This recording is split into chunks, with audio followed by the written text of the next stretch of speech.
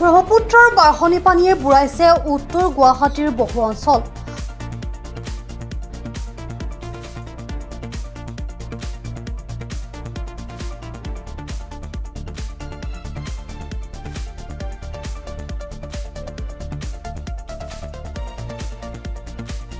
উত্তৰ গুৱাহাটী সংযোগী অভয়পুৰ ঘাইপথত নদীৰ একাঠু পানী।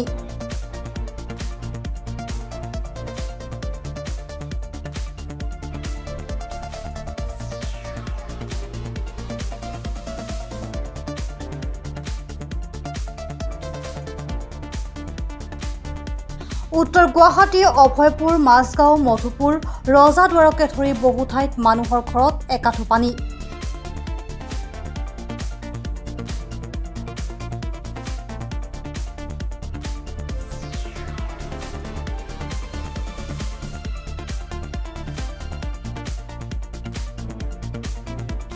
এনেদৰে নদীৰ পানী বৃদ্ধি হৈ থাকিলে বহু পৰিয়ালে এৰিব লাগিব ঘৰ দুৱাৰ আৰু প্লাবিত হ'ব ন অঞ্চল।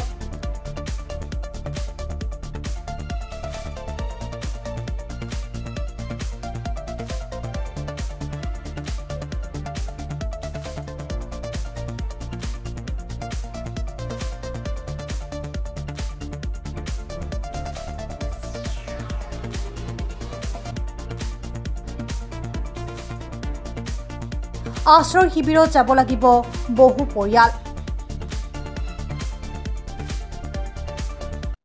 আমাৰ মেইন কথাটো হ'ল কি, আমাৰ ব্ৰহ্মপুত্ৰ নদী এতিয়া পানী বাঢ়ি আছে।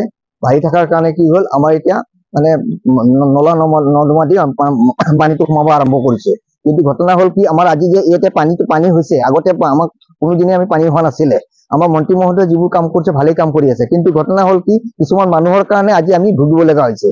য'ত আমাৰ এটা ডাঙৰ প্ৰকাণ্ড ৰাস্তাৰ কিনাৰে এটা ডাঙৰ ড্ৰেইন আছিলে, সেই ড্ৰেইনটো আমাৰ গোটেই মানুহবিলাকে চৰকাৰী মাটিটো দখল কৰি তেওঁলোকে মানে ড্ৰেইনটো বন্ধ কৰি দিলে। যাৰ বিনিময়ত আজি এই পানীখিনি মানুহে দেখিব পাইছে।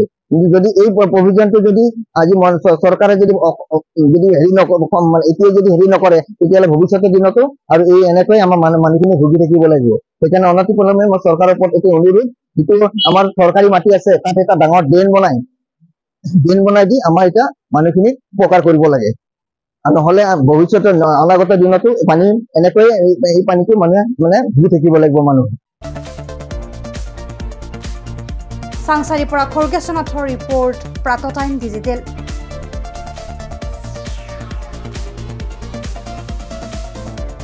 শদিয়াৰ পৰা ধুবুৰীলৈ, বৰাকৰ পৰা ব্ৰহ্মপুত্ৰলৈ সকলোৰে মাজত চিনাকি এটা নাম প্ৰাতঃ টাইম।